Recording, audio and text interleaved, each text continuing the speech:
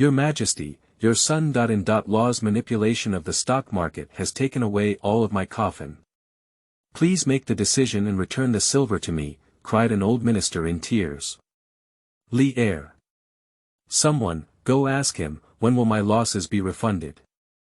Your Majesty, Duke Xiaoguo of Qin has taken people to the heart of the Turks and said he wants to offer the Turkic king's golden sword to the princess for nail trimming. Keywords of the novel. No pop-up window for the husband of Zhenguan. Download the complete collection of Zhenguan's husbands TXT, and read the latest chapters of Zhenguan's husband. Chapter 1. Qin Huaidao. You are listening at Novel Full.audio. Chapter 1 Qin Huaidao in the 12th year of the Zhenguan reign. Igua Gongfu. In the quiet backyard, a silver magpie tree is swaying in the wind, scattering mottled spots.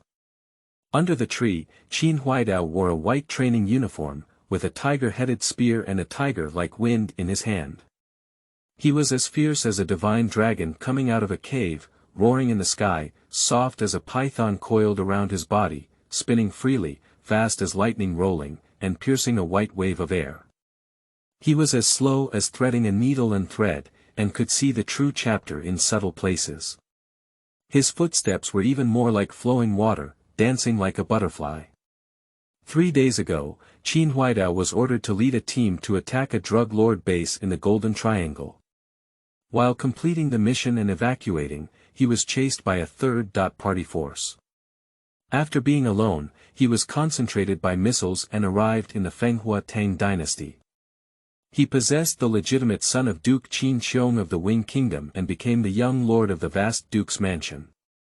After absorbing his memories, Qin Huaidao discovered that the original owner was only 14 years old, but he was 1.7 meters tall, strong and handsome, just like his previous life. He was also a martial arts officer of the Forbidden Army, with 1,000 oxen on his guard and a 6th grade. After being demoted, he got drunk with his friends Qing Chumo and Wei Qi Baolin. On the way back to the mansion, he was ambushed by someone and bought himself a discount. Shortly after Qin Xiong's death, someone plotted against his legitimate son, which made Qin Huaidao extremely vigilant. Qin Huaidao is not afraid of any enemies in close combat with cold weapons, but he is not good at horse and foot combat. In the past 3 days, he has been focusing on practicing the original master's marksmanship and mace techniques during the day, familiarizing himself with this body. At night, he lights up the lamp and reads Qin Xiong's hidden military books, observing carefully while dealing with the people in the mansion. With the help of the original master's memory, he has not revealed any flaws. I don't know if it's the benefit of time travel, but the power is increasing every day, far exceeding the original owner. Tiger-headed guns are like dragons, rolling up gusts of strong winds and buzzing with explosions. Drink. With a clear shout, the tiger-headed spear pierced into the thick wooden stake that they were embracing, and the stake exploded in half. Young Master. Young Master. Almost simultaneously, a pleasant voice came. Immediately after, a young girl ran over happily, with bright eyes and white teeth. She wore a green lotus patterned Confucian dress, showcasing her graceful figure to the fullest. Her green and astringent color exuded a touch of elegance and agility, just like the blooming lotus in the bud. Her eyes flickered, as if speaking. Seeing the exploded wooden stake, the girl exclaimed in surprise, "Ah, young master, how impressive." Qin Huaidao was also mesmerized as he watched the blasted wooden stake. On the first day, only a small part of the gun was pierced in, and on the second day, most of it was pierced in. Now, surprisingly, the entire stake was pierced in, and the wooden stake was shaken open. The force was so great. "Young master, please meet the butler," the girl sweetly added. Qin Huaidao stood up with his gun down, his breath long and his tense muscles relaxed. He looked at the young girl and felt inexplicably excited. He was a personal maid named Here, who sold herself to the original owner at the age of 6 and took care of his daily life. According to the Tang dynasty etiquette, she was also a future maid who would stay in the house. However, in her youth, She was already as beautiful as an elf, and if she were any bigger, she might cause harm to the country and the people. Let's go. Qin Huaidao placed the tiger-headed gun next to him, picked up a cloth towel and casually wiped his sweat. He threw it onto the wooden frame and walked towards the front yard, explaining, "Here, have someone prepare hot water." "Here." He agreed eagerly and followed up. In the front yard, I saw a middle-aged man anxiously waiting, dressed in simple clothes, with an empty arm but particularly powerful eyes. It was the butler Jia Yukai, the commander of Qin Xiong's personal camp, who was loyal, brave, and skilled in battle, with his arm blocking Qin Xiong's sword. As a soldier, Qin Huaidao had a good impression of the loyal and brave butler. He quickly took a few steps up and asked, "Uncle Jia, what's up with you?" Jia Yotsai's face darkened as he hesitated to speak. Qin Huaidao was proficient in observing micro-expressions and knew that the situation was not small. He straightforwardly asked, "Uncle Jia, did the culprit find out?" "To put it bluntly, although I am young, I am not afraid of anything." Jia Yukai then said, "There is news from the government office that the murderer has been found outside the city and has been killed. No identity can be found. It is said that the perpetrator was a refugee who intended to harm the young master due to his wealth. After leaving the city, they divided the spoils unevenly and fought against each other. The winner fled with the money, which is listed as a pending case." "Do you believe these words?" Qin Huaidao asked with a cold gaze. "I don't believe it." "Who do you suspect?"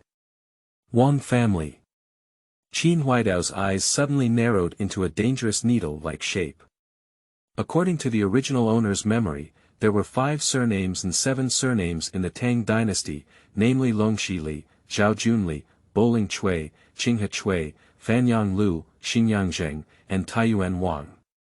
They had an extremely noble status, monopolized the land, economy, culture, public opinion, and officialdom of the Tang dynasty, acted arrogantly and obediently, and Li refused to give face. A century-old emperor, a millennium-old family. The 5 surnames and 7 Wangs have been in power since the Qin dynasty and have been in power for thousands of years since the Tang dynasty. They are natural rivals to the founding glory of the Tang dynasty.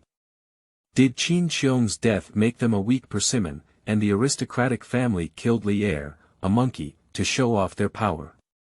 Qin Huaidao asked in a low voice, "Uncle Jia, why do you suspect the Wang family?" The magistrate of Chang'an County, surnamed Wang, comes from a branch of the Wang family in Taiyuan, and has suspicions of sheltering the murderer. However, there is no evidence to support him, it is only speculation and cannot be done accurately. In addition, when I went to see the corpses, everyone had calluses on their tiger mouths and a thick layer of calluses on their finger joints. Due to long-term martial arts training, there were only 2 types of people. One was a soldier, and the other was a dead soldier. The soldiers were registered and cannot be traced, and they must be dead soldiers. The Wang family does not lack dead soldiers. Qin Huaidao nodded knowingly, pondered for a moment, and then explained, "Uncle Jia, there is no need to speak up about this matter. We will investigate it secretly.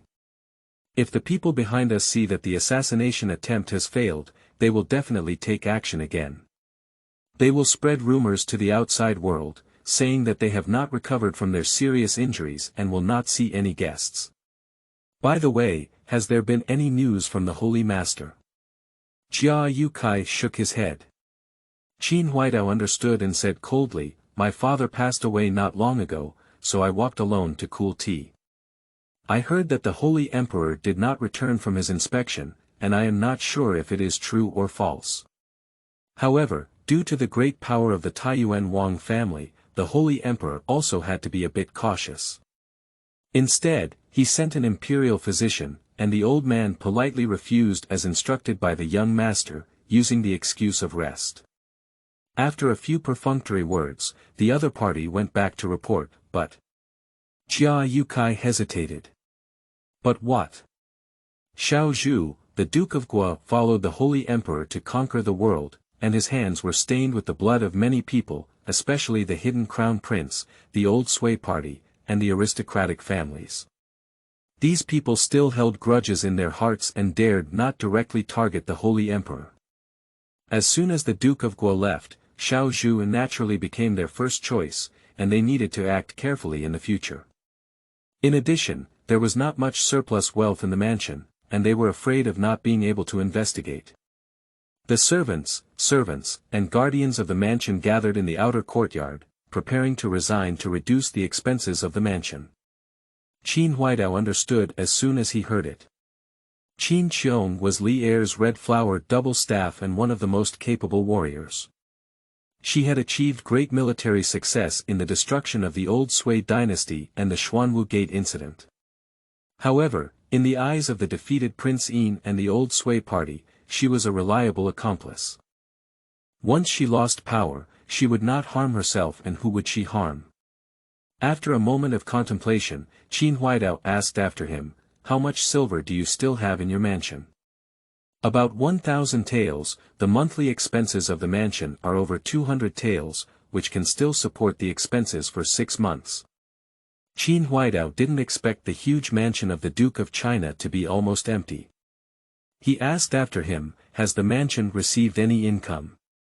"The entire mansion is supported by the salary and silver rewards of the Duke of the State, which is barely enough. Now that the Duke of the State is not here, it is unknown how long the salary can last. There are actually 2,000 acres of land and 500 households of food, all of whom were brothers who followed the Duke of the State back then. The Duke of the State is kind-hearted and only accepts 20% of the rent to maintain the household's expenses. This year, due to the severe drought, the production has decreased by about 30%, and he is unable to pay the rent." Speaking of this, Jia Yotsai's face darkened, showing helplessness. Without salary or rent, it means there is no income. The best way is to open up resources and save costs. However, Qin Huaidao is a soldier, and he empathizes with it. How can he abandon a soldier who has shed blood? Not to mention the old brothers who shared life and death with Qin Qiong, he immediately said, "How can Qin Mansion be unjust? Do something cold-hearted, go and take a look." But Jia Yukai wanted to say something. Seeing that Qin Huaidao had already left, his heart warmed and he quickly followed. If possible, Jia Yukai didn't want his old brothers to leave, but the thought of the family's predicament made his heart ache. End of this chapter. Chapter 2. New Mission.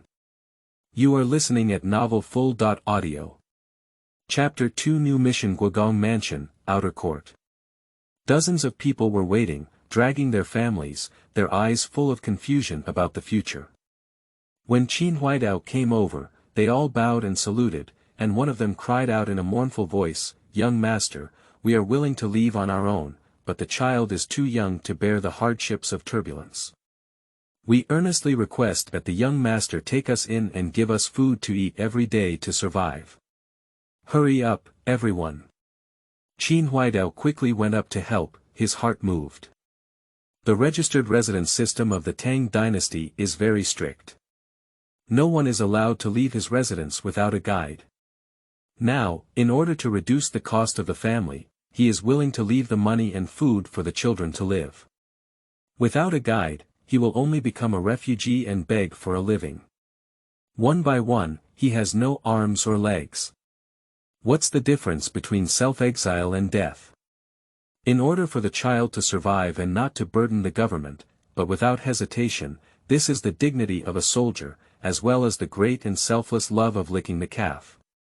At this moment, Qin Huaidao suddenly felt a sense of belonging and recognition towards these veterans, towards the Qin family, and towards this new identity.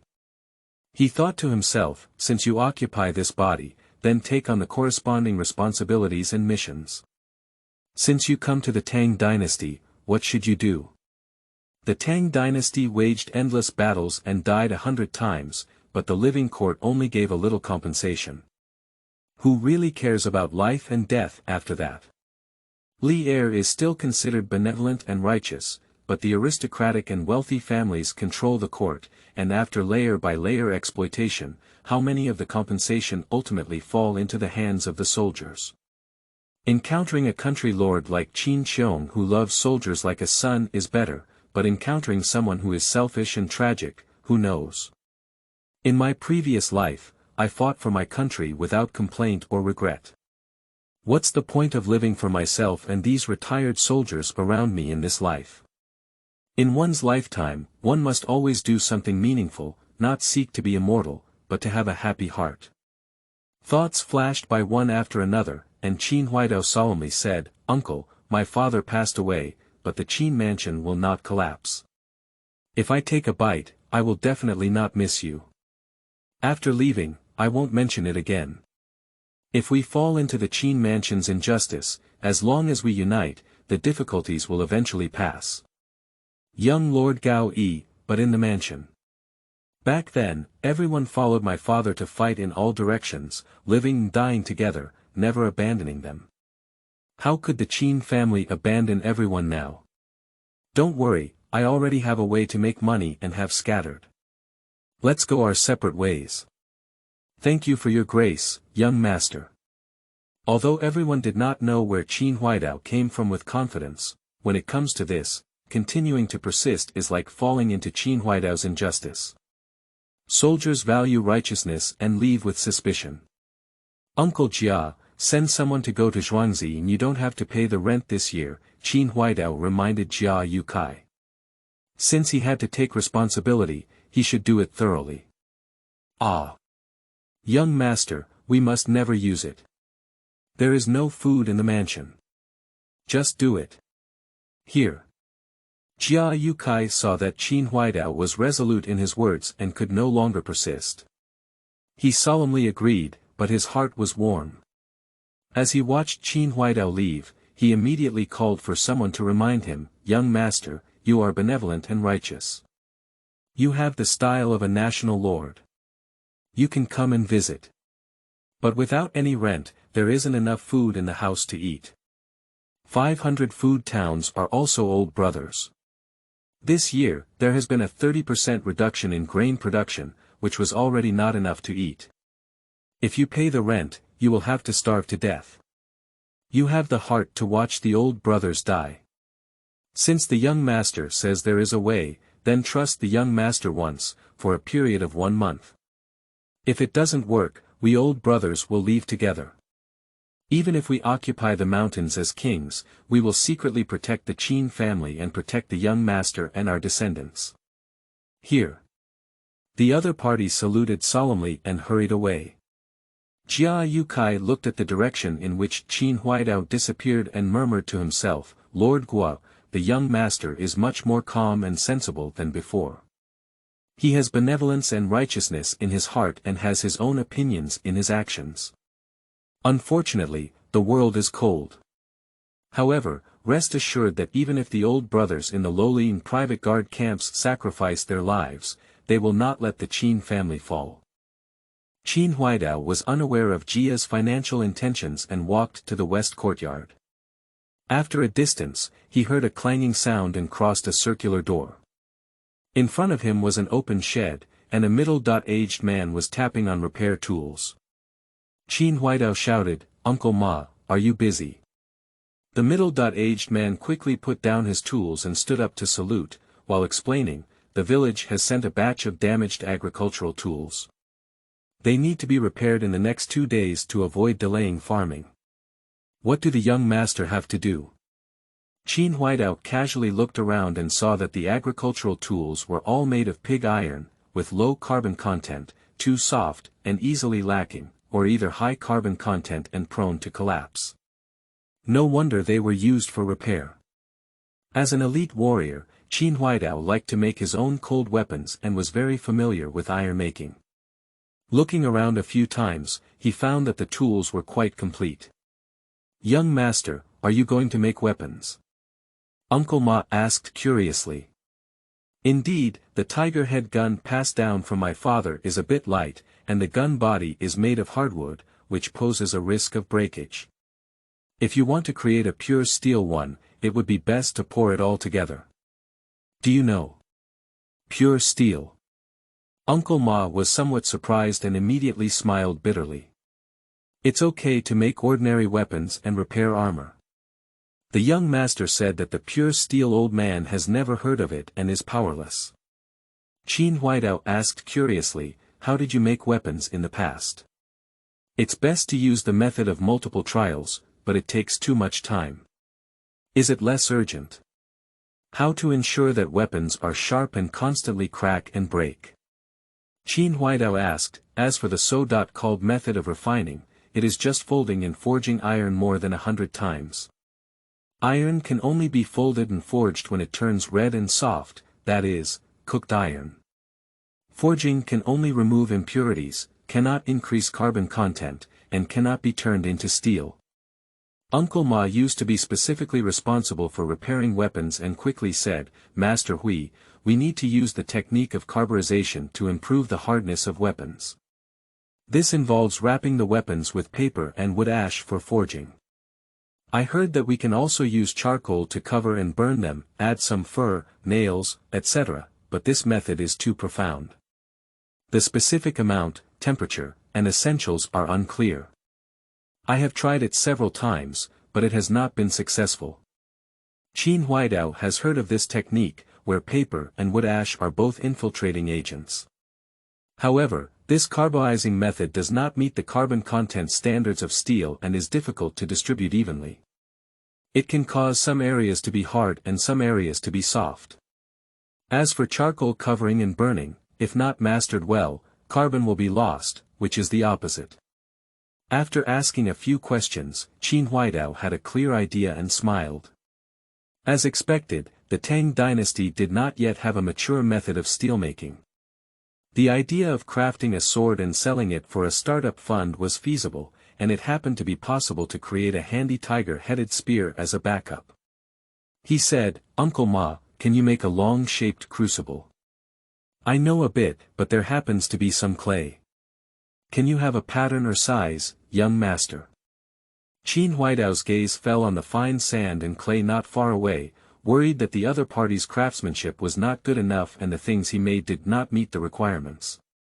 He changed his tone and said, forget it, help me melt a big pot of molten iron. This is simple and often done. A few days ago, I happened to purchase a batch of iron blocks and forge them for 10 rounds to remove impurities. I was originally planning to use them for repairing tools, but I don't know if it's enough. Qin Huaidao looked at the iron blocks piled up next to him. They were black and not smooth, but had a low carbon content. They were made of ripe iron, which was much softer than pig iron. However, they could be directly forged into the required tools after being burned red in a furnace, and were considered semi-finished products. The tiger-headed spear, also known as a horse spear, that one wants to make into one piece cannot be forged or spliced, but can only be cast. He said, it's completely melted. Here. End of this chapter. Chapter 3. Creating Weapons.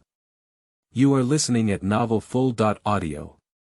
Chapter 3 Creating Weapons in the West Courtyard. Uncle Ma was busy burning and melting iron, occasionally glancing at the busy Qin Huaidao.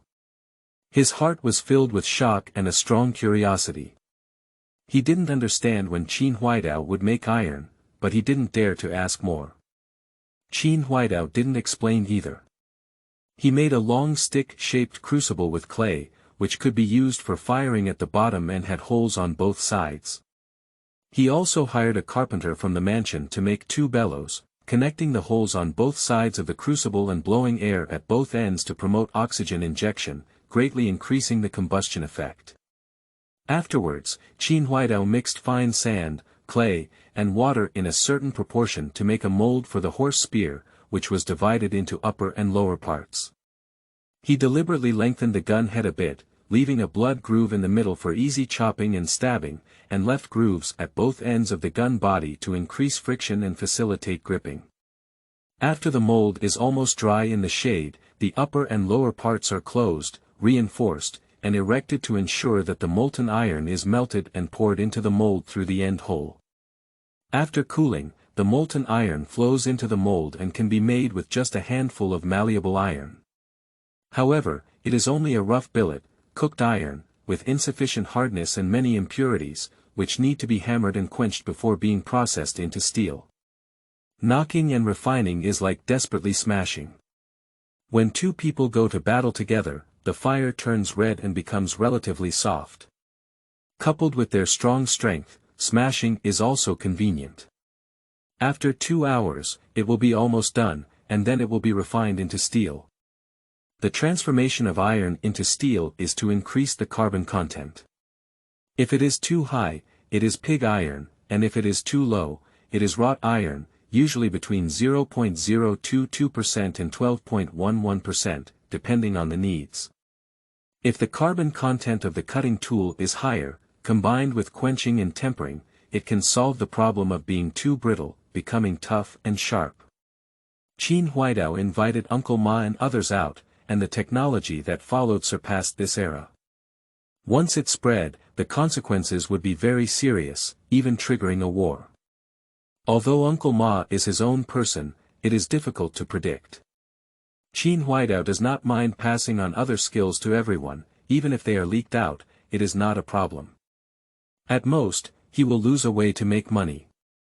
However, the method of steelmaking is too special and involves huge implications, and cannot be spread externally. Put the horse spear into a long crucible, then cover it with charcoal, fermented black beans, and earth powder, and heat it under the crucible. With a blower in each hand, the fire charcoal quickly heats up. Charcoal and fermented black beans are both used for carburization, while soil powder is a dispersant.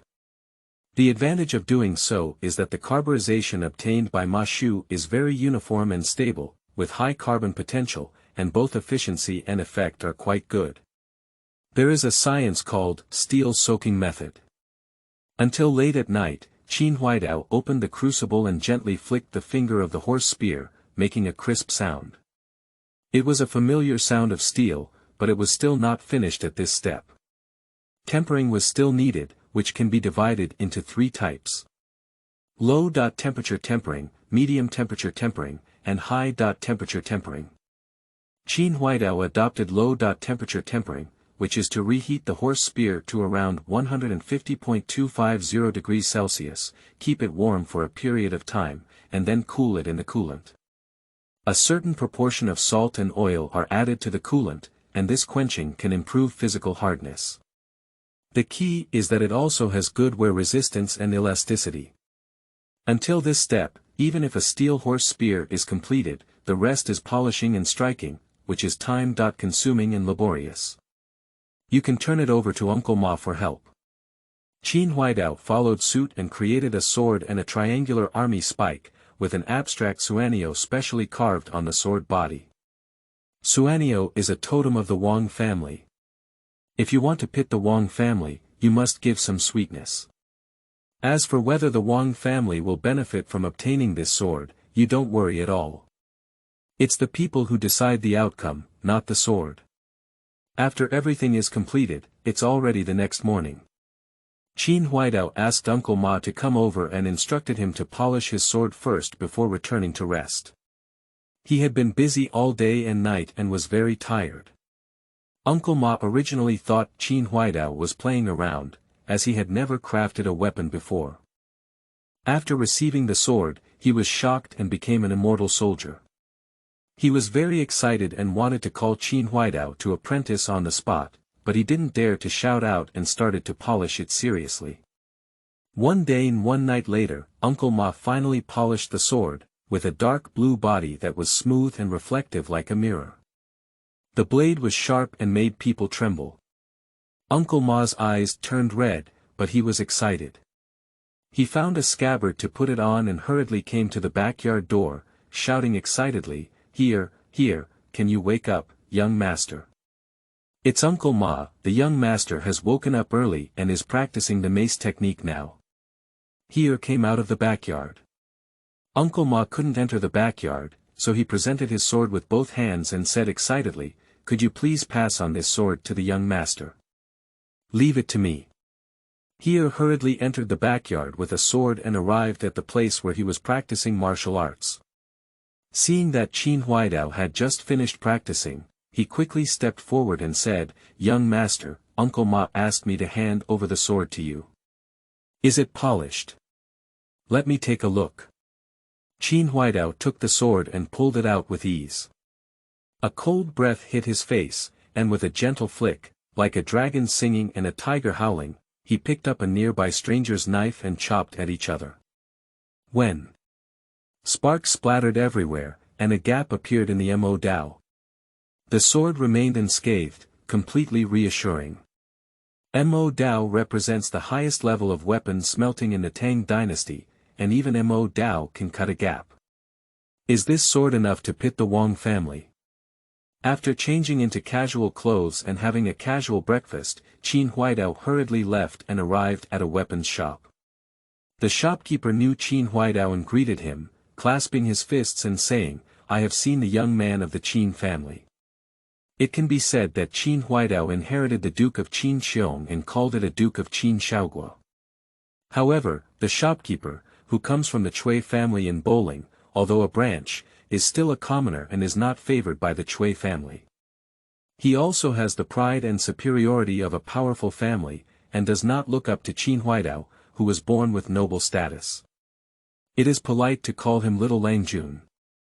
Qin Huaidao said coldly, "I heard that the weapons here are unparalleled in the world. How dare you compare them?" The shopkeeper heard that he was not here to buy weapons, but to ruin the situation. His expression became even worse, and he coldly asked, "You are no less than one who comes to compare weapons every day. How can we compare? When I went up the door, I naturally followed your rules." "That's great. You bet 1,000 taels, sign a promissory note, and the government guarantees it." "How dare you?"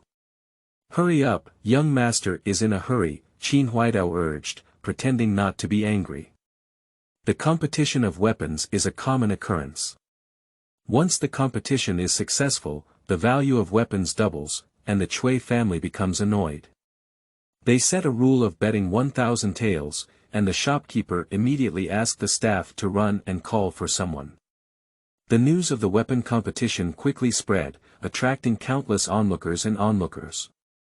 Ching Chumo, who was patrolling, happened to pass by nearby and also rushed over upon hearing the news. He asked with concern, "Brother Qin, I heard you were injured and went to visit your mansion. The butler said you were resting and couldn't see guests. Is it okay?" "Not fully recovered yet, thank you for your concern. There's no need to be polite between our brothers. We're all investigating. If I know who did it, I'll definitely shake off his head," Ching Chumo said fiercely. Qin Huaidao felt the sincerity of the other party, and his heart warmed. It was also good to have such a friend. After chatting for a while, several officials rushed over and asked briefly whether both parties were willing to participate. After writing the competition agreement, both parties signed, made bets, and the bet was established and legal. Whoever dares to default will be investigated by the government. Ching Chumo is very familiar with Qin Huaidao and knows that the best weapons in the Qin family are Qin Xiong's tiger-headed spear and a pair of iron maces. However, the Chui family's weapons are well known, and he asked with some concern, "Brother, can we do it?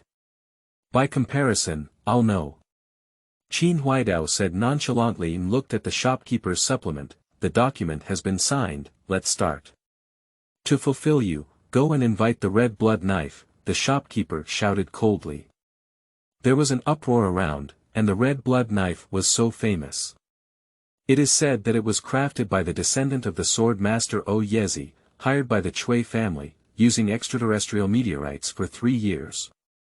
It is the treasure of Zhenguan, with a body as red as blood, hence the name red blood knife. It has never been defeated in the competition, and someone has offered to purchase it for 10,000 taels. Ching Chumo also panicked when he heard about the red blood knife. He quickly grabbed Qin Huaidao's arm and whispered, "Brother, why don't I protect you from going out? No one dares to stop you.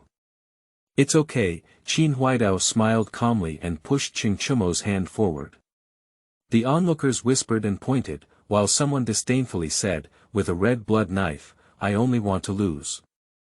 This person is simply beyond his ability and arrogant. That's right, this person is crazy about wanting to give their weapons a proper name, right? It's not good to compete with anyone and insist on finding the Cui family, it's just self-deprecating. The ending is clear, there's nothing to look at. Let's go, let's go. End of this chapter. Chapter 4. Excavation of Pits. You are listening at novelfull.audio. Chapter 4 Excavation of Pits Weapon Shop. The onlookers were discussing and pointing, but no one was optimistic about Qin Huaidao. A waiter came out of the back hall holding a knife. The scabbard was simple, heavy, and exuded a sense of vicissitudes. The shopkeeper took it and suddenly pulled out the knife. A red train rushed out of the scabbard, and the blade was like blood and flames burning, giving people an inexplicable pressure. Everyone felt their breath stagnate and cheered in an instant. Okay, good knife. It's better to be famous than to see it at first sight. We're set to win. The shopkeeper watched everyone's expressions and smiled with satisfaction. He agreed to the competition and took the opportunity to invite the red blood knife to show off the Cui family's heritage and enhance their reputation. As for the 1,000 taels bet, is the Cui family short of money? The aristocratic family and the General Sun Gui have been at odds for a long time, and Qin Huaidao is also Qin Xiong's legitimate son, representing Sun Gui from a certain perspective. When he thought of the successful suppression and the reward from the master's family, the shopkeeper was extremely excited and urged, take out the sword. You're not afraid, are you? If you don't want to compete, just kneel down and kowtow to admit defeat. Qin Chumo was full of worries. The bet didn't matter, and he couldn't lose face. Otherwise, how could Sun Gui continue to rise in Chang'an in the future? But now that the matter has come to an end, it's even more embarrassing to just give up. With a grit of teeth, he said in a deep voice, Shopkeeper, I bet you lose, my brother wins, bet 100 taels, 1 loss, dare you take it? The shopkeeper sneered and said, just 100 taels is worth it. Forget it, I know you noble and poor people. Since you want to give money to the Cui family, how could the Cui family refuse to accept it? Let's accept it. Qin Huaidao didn't expect Qin Chumo to actually place a bet. Although he was worried to death and didn't think he would win, he leaned against him. This feeling was not small, so he said, Brother, thank you for looking up to me. Why don't you play more? Qin Chumo smiled bitterly and whispered, this bastard's words are unpleasant, but it's also true. I want to try more, but 100 taels is already all that my brother has. The shopkeeper sneered contemptuously, you can borrow money. The son of Duke Luo of the Tang dynasty, how can his status be worth 1,000 taels? Question. Do you dare? Xinjiang thief, I'm playing with you. Qin Chumo's face changed greatly and he shouted angrily. It's related to the reputation of the Duke of Luo's mansion. Even if he knows he will lose, he still has to win. Losers don't lose. Okay, let's write the following document. The shopkeeper saw Qin Chumo put on his sleeve and proudly gave a glance to the official waiting beside him. The other person nodded knowingly and immediately wrote the document. With the documents, one is not afraid that Duke Cheng Yaojin of the state of Luo will turn back and refuse to admit his guilt. He will kill both the Qin and Cheng mansions in one fell swoop, and at the same time suppress them. When the master finds out, he will definitely look up to him and even take advantage of him. Thinking of the excitement, the whole person is trembling, wishing they could compete immediately. The document was quickly established, and Qin Chumo signed it. His heart pounded and his eyes turned red when he looked at Qin Huaidao. It was not that he couldn't afford to lose, but that his influence was too great to bear after losing. Brother, wait to win the money, Qin Huaidao comforted. Don't, it's fortunate to be able to draw. After our generals, we play with swords and spears. You should know that we can lose anything, but we can't lose swords and spears. If we really want to lose, don't lose too badly. Qin Huaidao looked serious. So lacking confidence. Clearly, that's a red blood knife. So you're still betting? You are my brother, you must die together. Okay, I recognize you as a brother. Your grandfather's, you only recognize it now. Qin Huaidao smiled and didn't explain. He couldn't say he wasn't the same him anymore, could he? The shopkeeper became impatient and urged, hurry up, if you dare not compete, give up. As you wish. Chong. Qin Huaidao decisively drew his sword, with its body trembling and buzzing like the roar of a dragon and a tiger, exuding a majestic aura of a king. At this moment, everyone felt a chill rushing towards their faces and inexplicably palpitated. The whole scene fell silent in an instant. But still no one is optimistic, the reputation of the red blood knife is too great. An official came up and presided over the competition, saying, both sides voluntarily compete in weapons. The documents have been made, and the bet is 1,000 taels. The competition will be conducted by exchanging weapons, and it will begin now. When two weapons were fiercely chopped together, and the shopkeeper was also a practitioner with great strength. In order to establish his power, he exerted all his strength to chop and attempt to cut off Qin Huaidao's sword in one fell swoop, creating a visual effect that completely crushed and won the game. Qin Huaidao has extreme confidence in the weapons he has crafted, but he also tries his best to strike them. If he wins, he must win happily and thoroughly. With a bang. Sparks splattered everywhere, and the thick red blood blade flew away, nailing to the wall. The handle of the blade hummed and trembled, and a clear large gap broke through the blade. On the other hand, the sword in Qin Huaidao's hand was intact and undamaged. Everyone gasped for breath as they watched this scene, ignoring the immense power of Qin Huaidao. He even swung the shopkeeper's knife away and stared intently at the opening of the red blood knife, his eyes filled with disbelief. Even the shopkeeper stared fixedly at the gap, leaving him completely bewildered. Is this winning? Qin Huaidao couldn't believe everything he saw. He blinked his eyes hard, looked at the gap of the red blood knife, and then at Qin Huaidao's sword in his hand. He still didn't believe it, snatched it over, looked up and down, and immediately burst out laughing excitedly, ha ha ha, we won, brother, we won. Of course, collect the money and don't let anyone run away, Qin Huaidao reminded, extremely confident in his weapons. How dare he? Qin Huaidao let out a domineering roar and stared at the shopkeeper, adding, shopkeeper, give me the money, otherwise I will lead troops to demolish your shop. No one in Chang'an City dares to blackmail me. Hurry up. How did you do it? It's impossible. The shopkeeper reacted and stared at the sword tightly, with a hint of greed in his eyes. He immediately said, how about selling this sword to me for 10,000 taels? Qin Huaidao skillfully pulled a sword flower and joked, someone has offered 10,000 yuan for the red blood saber. This sword easily cuts through the red blood saber, making it a divine weapon. If you want to buy 10,000 taels, just dream of it and quickly lose money. 11,000, how about it? Qin Huaidao took the sword back to its sheath and exclaimed with a mysterious expression, this sword was obtained from a deep mountain cave in Kunlun.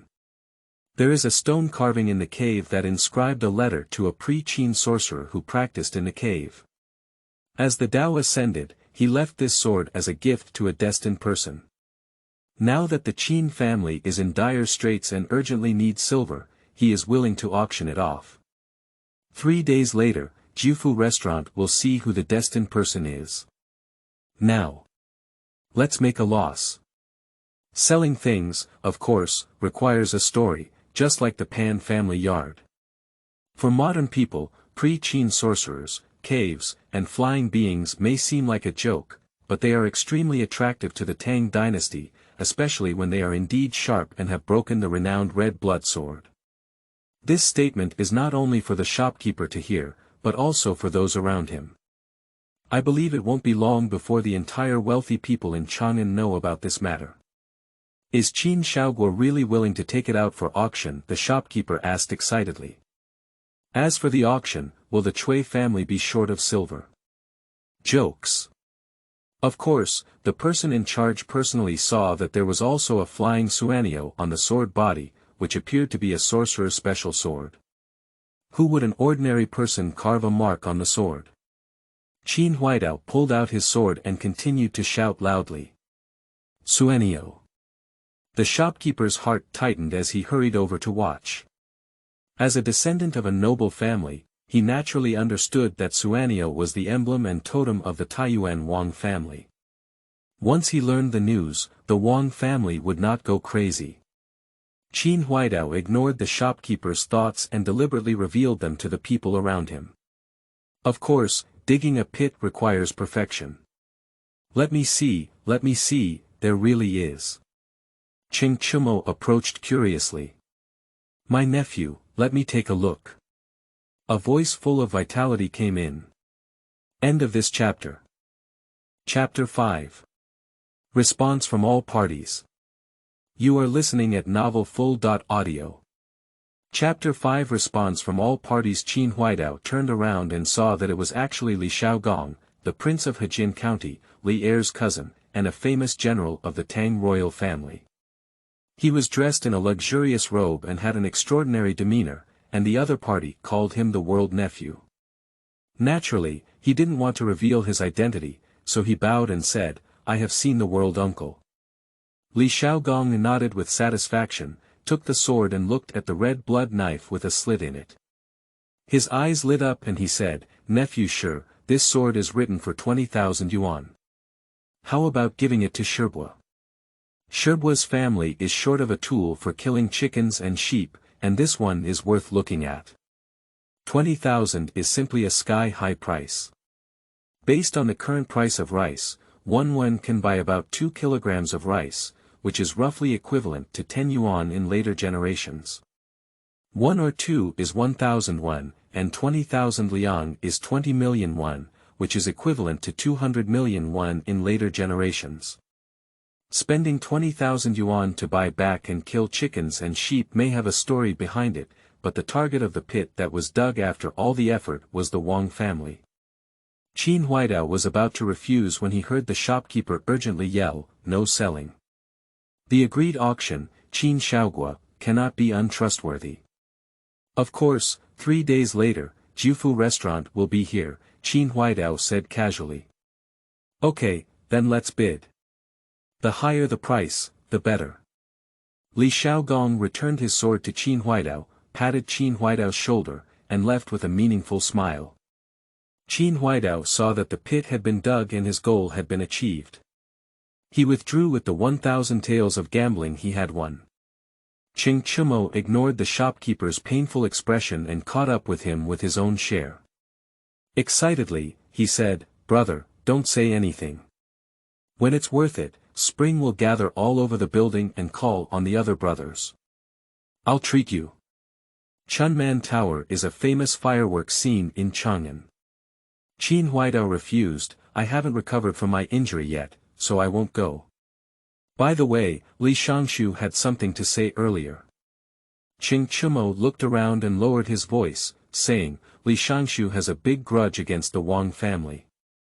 The Suanio is the emblem of the Wang family. Buying it back to kill chickens and sheep is naturally a shame to the Wang family. If you really auction it, the Wang family will definitely win. I see, Jiufu restaurant is your family's business, and the 5 surnames and 7 nobles will definitely send people to come. Other aristocratic families, wealthy families, distinguished families, and wealthy merchants will also come to see the excitement.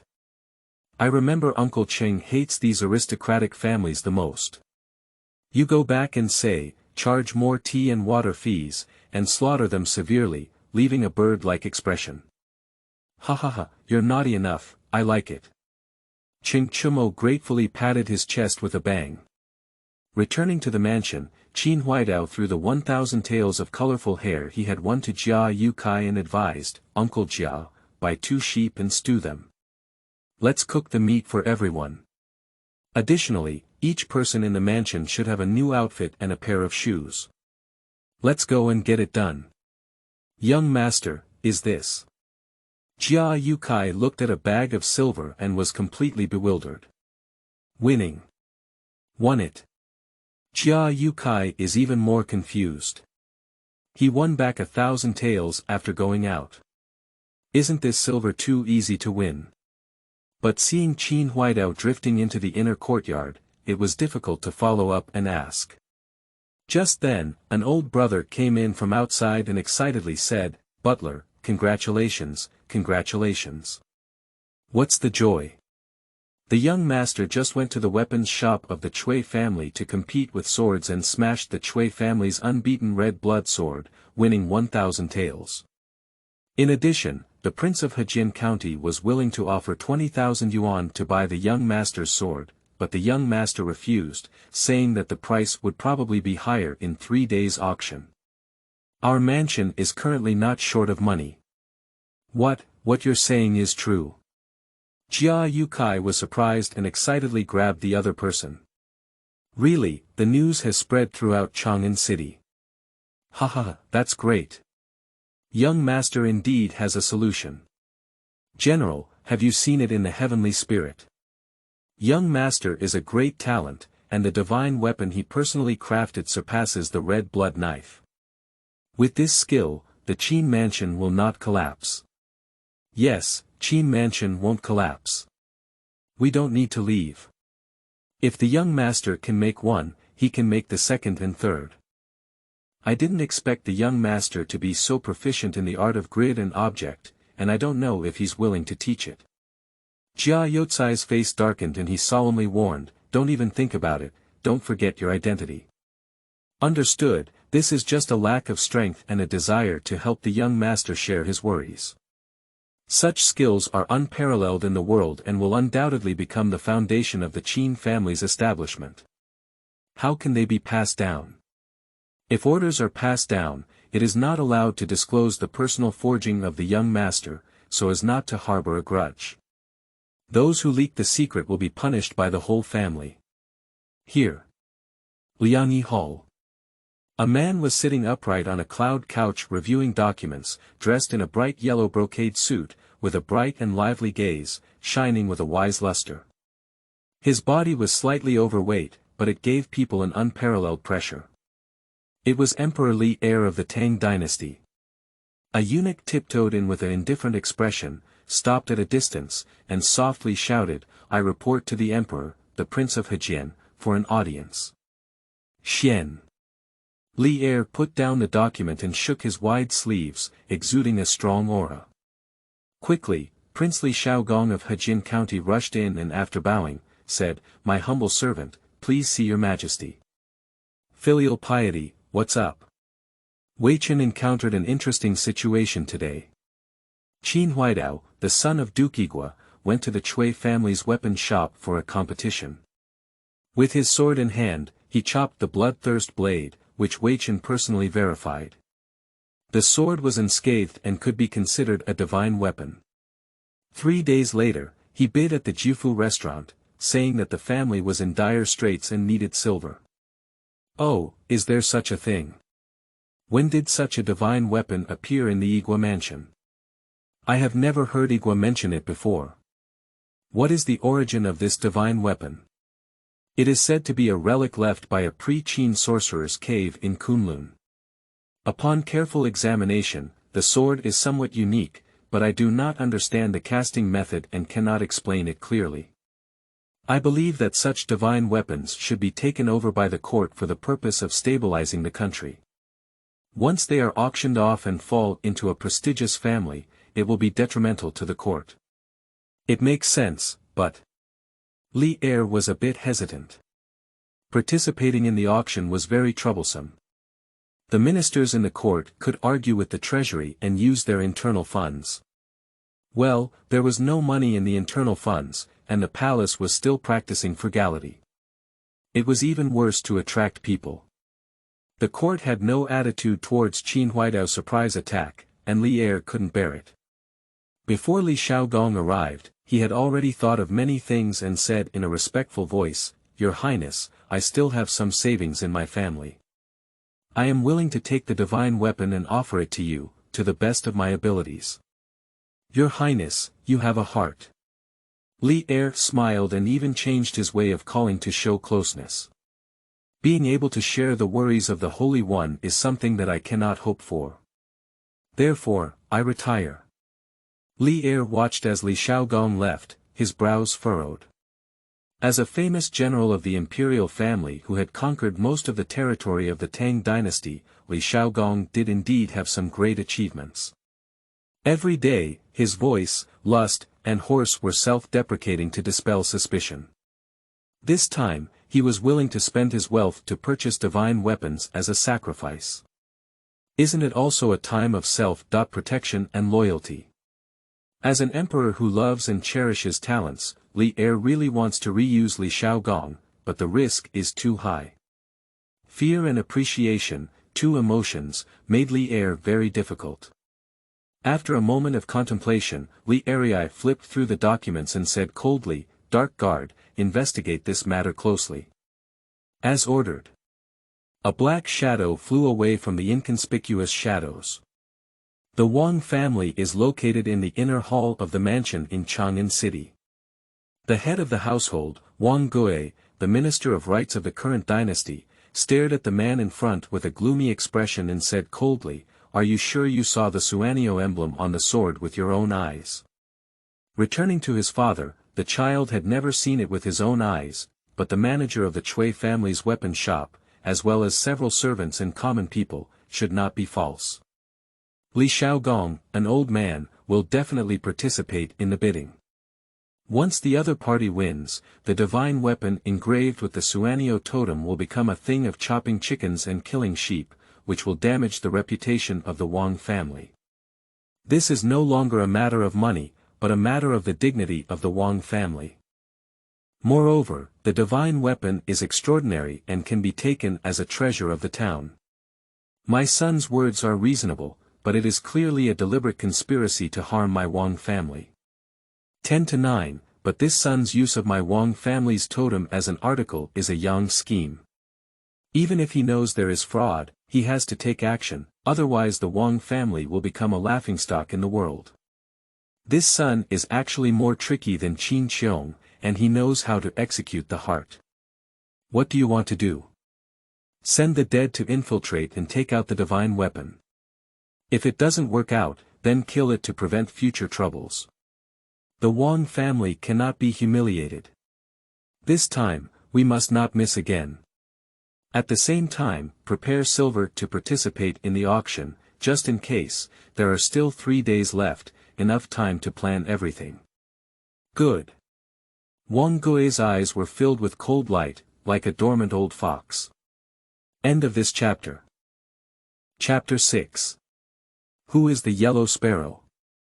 You are listening at novelfull.audio.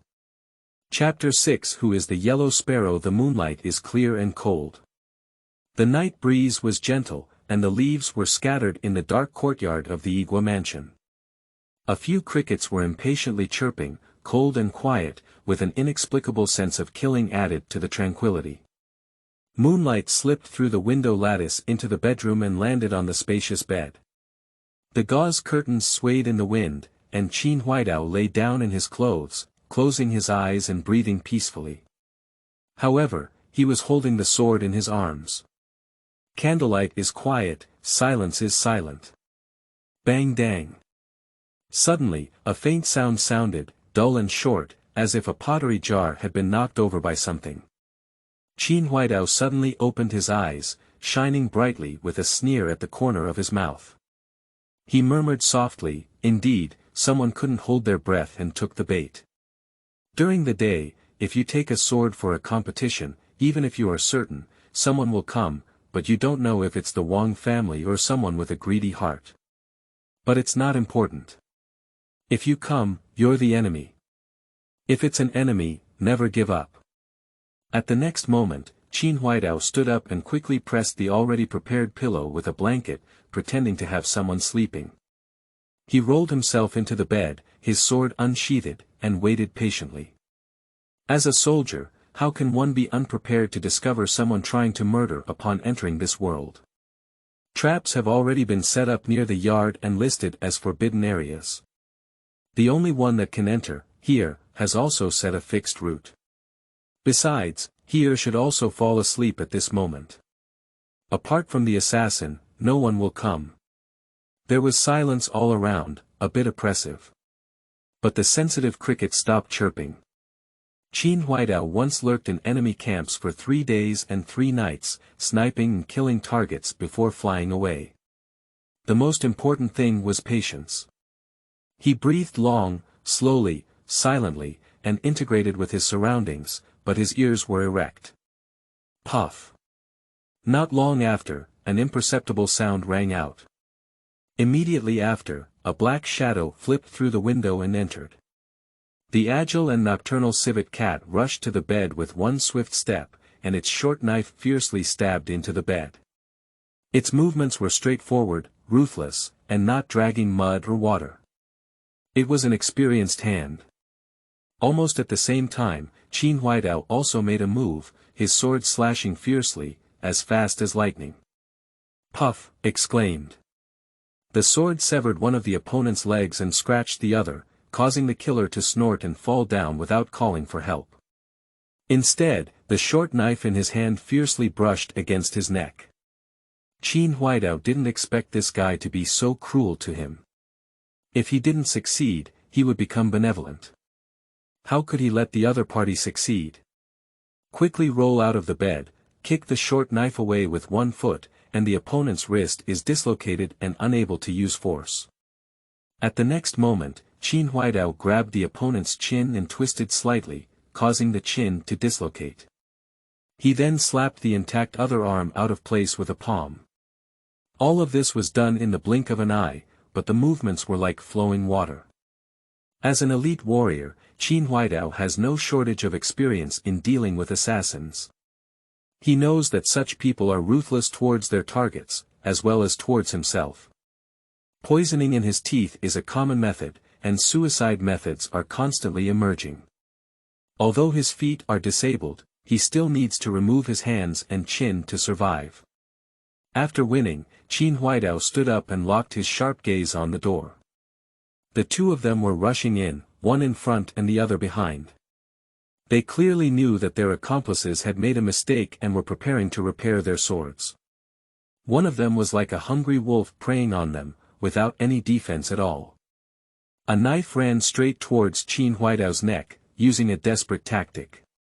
The other person is one step behind, and this distance will not affect the performance of the person in front, but it can also be repaired in a timely manner. The tacit cooperation is unimaginable. If someone else were to face this kind of joint attack technique, they would definitely retreat and avoid its sharpness, but Qin Huaidao advocates attack and replaces defense with attack. His body is slightly tilted back, avoiding short knife stabs, and almost at the same time, he kicks straight over, with legs like a venomous snake probe, concealed, swift, and fierce.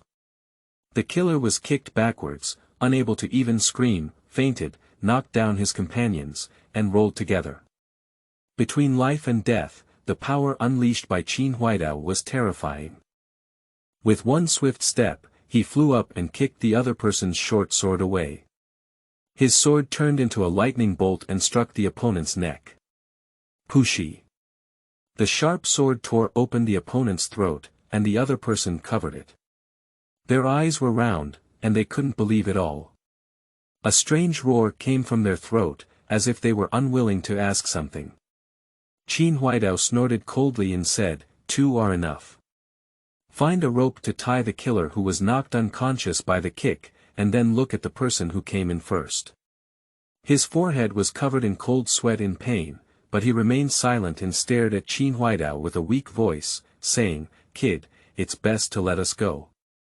Let's just pretend this hasn't happened today. I promise not to come again in the future, otherwise we'll never die. You've all fallen into my hands, why don't you hold on to it? You will know.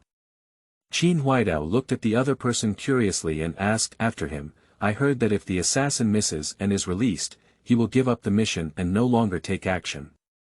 If you dare to say that, there is only one explanation. You are assassins, but I thought you were trying to cover up the mystery and seal the mystery. Your true identity is a warrior. Tell me, which family sent you? The other party snorted coldly and stopped talking. Qin Huaidao is not in a hurry. He has never seen anything hard in his past life. The specially trained person still pried open his mouth, just a dead soldier. Although he seemed to have a tough mouth, in Qin Huaidao's eyes, his whole body was covered in flaws. He brought a piece of cloth to block the mouths of the two survivors, and then carried them one by one to the outside yard, stuffing them into a large vat. This type of large tank is usually used to catch rainwater and prevent fire. It is large enough and deep enough to be suitable for hiding people. After finishing all of this, Qin Huaidao was about to return to his room when he suddenly sounded a warning. He looked to one side and saw several black shadows rushing rapidly along the roof, with his body pressed low and running at an extremely fast speed. Another wave. Qin Huaidao's pupils suddenly shrank, his killing intent surged, and he went straight to the middle of the yard, waiting patiently. Since there is no escape, let's fight. Whoosh! Whoosh! Whoosh! Several black shadows flew over and fell around, each wearing masks and with a cold, wolf-like gaze. One of them said in a deep voice, hand over your sword, we'll turn around and leave. Otherwise, there won't be any chickens or dogs left in the house. Just relying on you rotten fish and shrimp. I want to seek death, fulfill you, kill. The opponent whispered and rushed forward, his body as fast as a shell coming out of the barrel, ruthless and decisive. The short sword emitted blue light under the moonlight, obviously poisonous. Qin Huaidao snorted coldly and without hesitation, stabbed fiercely with a sword as fast as lightning. 1 inch long, 1 inch strong. In terms of risking one's life, Qin Huaidao is not afraid of anyone. The other party didn't expect Qin Huaidao to be so ruthless. As a majestic nobleman, he dared to fight with his fate. Who is this 14-year-old boy? Clearly a seasoned veteran of life and death, the intelligence was incorrect and he was immediately shocked. In this stunned moment, when the sword pierced, this person was also decisive. Thinking that his side had an advantage in numbers and it was not time for him to die, his body suddenly retreated to avoid a fatal blow. However, Qin Huaidao followed closely, relying on the power of his sword to strike fiercely, forcing the opponent to continue retreating or blocking with a knife grid, both of which were advantageous. The other party was extremely frustrated, knowing that retreating would be more troublesome, so they dodged sideways. Pushi. However, the sword suddenly changed direction halfway, chopping towards the lower plate, cutting off one of the opponent's legs, losing its center of gravity, and falling to the ground. Its cold gaze became horrified, unable to figure out what kind of gameplay it was. How did Qin Huaidao achieve this? I have never heard of martial arts in the world. The martial arts in the army of later generations, integrating the essence of martial arts for thousands of years, and combining science and big data, is simple and practical. It pursues the smallest force, the fastest speed, and the most direct way to attack and kill. The moves are like antelope hanging horn, and can be found nowhere. As an elite member of the military, Qin Huaidao certainly knows this way very well. Kill. With a long roar, the fighting spirit soared to the sky. End of this chapter. Chapter 7. Strike. You are listening at novelfull.audio. Chapter 7. Strike under the moonlight, in the backyard. Boom. Qin Huaidao punched each other with a thunderous sound. The other party couldn't help but let out a scream, and their entire arm broke, revealing a dense white bone. Their body flew backwards and mounted on the wall, causing the wall to collapse with a loud bang. With one full blow, the power is so great that it is terrifying. One punch, flash kill. The remaining culprits were suppressed by this punch. If the previous sword was a light blow to the enemy, carelessly, and the previous punch was a solid combat power that used its power to blow people away. Without any movement, they might not have died or become useless. How could they have such terrifying combat power at the age of only 14 or 15? Qin Huaidao didn't even think of it himself, but he never made a well-known mistake of being distracted during the battle. He took the opportunity to stab the nearest person's heart like lightning with a sword. The rest of the crowd reacted and quickly joined forces.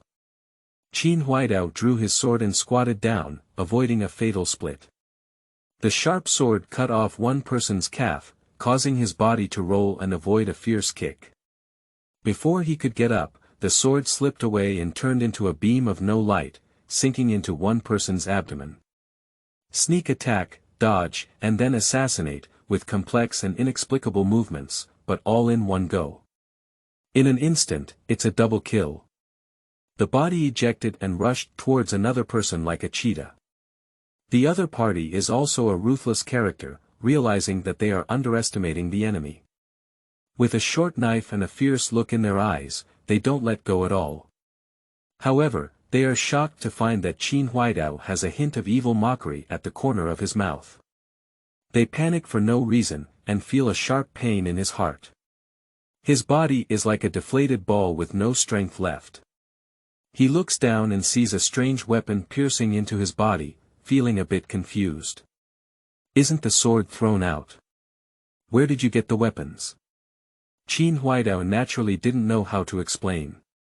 He grabbed the other person's collar and threw it fiercely, smashing it at one person. The military spike was then pulled out, and a ghostly charge was made towards the other person. Qin Huaidao is not proficient in swordsmanship. But the Sanlang army's stabbing technique has been engraved into the bone marrow, muscles, and is skillful. With a flash of his side, he dodged the short knife stabbed by a murderer, and instead of retreating, he pushed forward with a fierce force. The Three-Ridge army pierced the opponent's kidney and vigorously stirred it, expanding the wound. The opponent's strength suddenly receded like a tide, staring fixedly at Qin Huaidao and weakly asking, "What are you, what is your move? Kill your move." Qin Huaidao let out a disdainful snort, and the Three-Ridge army stabbed the opponent's heart and throat at an incredible speed. He took a wrong step and grabbed the opponent's body to block a short knife that had been ambushed, piercing straight through the hilt. The perpetrator of the surprise attack did not expect Qin Huaidao to react so quickly and accidentally injured his own person. He was immediately startled and felt someone approaching. He quickly drew his sword to counterattack, but it was already too late. The Three-Ridge army stabbed the opponent's heart at a speed of 5 times per second, making it difficult for the immortal to save. In the blink of an eye, all of them fell, either dead or disabled. Qin Huaidao felt as if he had just warmed up. The Three-Ridge army thrust into his sleeve, pulled out his sword, and his eyes flickered with a cold light as he looked around. His killing intent was continuous, and the first battle of the Tang dynasty was somewhat suffocating, but he had to bear and face it as he occupied his body. The cold moon is in the sky, and the surroundings are silent. The strong smell of blood drifted away with the night breeze. Suddenly, Jia Yotsai's anxious voice came from the outer courtyard. "Young master, are you okay? There was a fight just now, but there was an assassin. I'm waiting to come in." "No problem, don't come in." Qin Huaidao shouted, "There are too many traps set around. It's not a good thing to come in rashly. Everyone has already received a ban, otherwise they would have rushed in." Jia Yukai exclaimed anxiously, "Young master, it's really okay." "It's okay, I can't sleep. It's just practicing martial arts, let's just disperse." "Here it is." Everyone responded one after another, and their voices gradually drifted away. Although all the old brothers in the mansion are Qin Xiong's, it is difficult to guarantee that there are no other forces undercover, especially Li Er, who has arranged secret stakes in the homes of major nobles and ministers. This is not a secret, but it cannot be investigated, otherwise it will cause Li Er's suspicion. Qin Huaidao does not want to expose too much. Young master, can I come over? Her voice came with a hint of concern. No need, go to bed early, Qin Huaidao shouted, not wanting to scare the other party. He threw the body into the big vat, tied it with a rope, blocked his mouth, and hid it in the vat. The night is long, and the crisis has not yet passed. Qin Huaidao hid in an inconspicuous dark corner and patiently waited. Time quietly passes, and the night becomes deeper and deeper. In a farmyard near the West Market, a man in brocade stood with his hands on his back, looking up at the sky with a relaxed, calm, and composed expression. Quickly, a man in black uniform came over, clenched his fists, bowed, and solemnly said, "Young master, the person sent has not returned yet, I'm afraid they have already folded in." The man in genie's face changed slightly and he scolded, "How could it be? The Yellow River Three Demons, with unparalleled martial arts skills and a renowned reputation, are the top assassins in the martial arts world. Have they ever failed in these years? How could a young and inexperienced young man on the other side fail? Believe it or not. I'm not sure about my lowly position, but I didn't evacuate according to the agreed time. Can you guess that we were going to silence the enemy, so we didn't evacuate according to the prescribed route? With the strength of the Yellow River Three Demons, it's impossible to miss them. They must have run away and immediately arranged for someone to chase them. We must silence them. Once exposed, the one in the Golden Luan Palace may take advantage of the situation and cause harm to the family. Understood. There's one more thing. What's going on? The person in charge of secretly observing returned and reported that there was still one group inside, wearing a mask and not showing any identity, but their strength seemed to be very strong and not visible. Oh, there's still a bunch left that hasn't come out yet. The man in the brocade realized that the situation was a bit strange, and after pondering for a moment, he sneered, "It seems that someone has become greedy and wants to take possession of the divine weapon." As expected, the order will be passed down to spread the news of someone's surprise attack on the Igua mansion tonight. I want to see how the Tai Chi Palace responds. Can it be the Chui family? After all, the Chui family lost the competition, lost face, and lost the treasure of the town hall. They urgently need a divine weapon to replace the red blood sword. Not bad, I know how to think now. They are all cultivated well by the young master. The man in genie's gaze turned cold and he said indifferently, "What I want is an obedient dog, not a counselor's strategist. Why, do you want to teach me how to do things? I will die for my humble position. Please make amends, young master." The other party was shocked and realized that they had made a taboo. They knelt down with a loud thud, threw themselves all over the ground, trembling with fear. "Next time, you won't have to live in this world. Thank you for your kindness, young master. I dare not lower myself anymore. Get lost." The other party quickly got up and fled like flying. The young master in genie snorted coldly, looked up at the sky, furrowed his brows, and lost his leisurely demeanor just now. Suddenly, he said, "It seems that there is an error in the intelligence. He underestimated the Igua mansion. Go and investigate who killed the three demons of the Yellow River." Here. In the shadows, a figure flashed away. End of this chapter. Chapter 8. 1 Stone and 6 Birds. You are listening at novelfull.audio. Chapter 8 1 Stone and 6 Birds Lianyi Hall. On the day of Mu Xiu, Li Er came early as usual to approve documents. The world was initially settled, and everything was in chaos. The border was unstable, and there were too many things to deal with. The hall was silent, and incense burners and sandalwood smoke were emitting. Suddenly, the commander of the 100 Cavalry Division, Li Junxian, hurriedly arrived. He was dressed in armor and had an extraordinary appearance. He clasped his fists and bowed to Li Er, saying solemnly, "Your Majesty, I have something to report to you." Junxian, why are you so anxious? Li Er put down the document and a hint of curiosity flashed in his eyes. Last night, 2 groups of people infiltrated the Igua mansion, but have not been seen yet. The first group of 3 people, suspected to be the 3 demons of the Yellow River. Wait a minute, are you talking about the 3 demons of the Yellow River, who have been wanted for 3 years but failed to succeed and have crossed the Yellow River generation? The 3 of them are skilled in joint attacks, and there are few opponents in the world when they work together. They entered the Igua mansion last night but did not come out. How could this be possible? Who can keep the 3 of them in the Igua mansion? Li Er asked in surprise.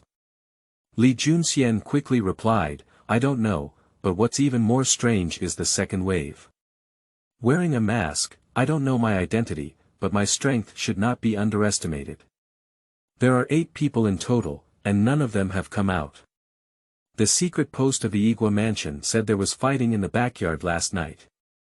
When the guard rushed to the courtyard, Qin Xiaoguo said he was practicing martial arts and no one was allowed to enter the backyard. What do you mean?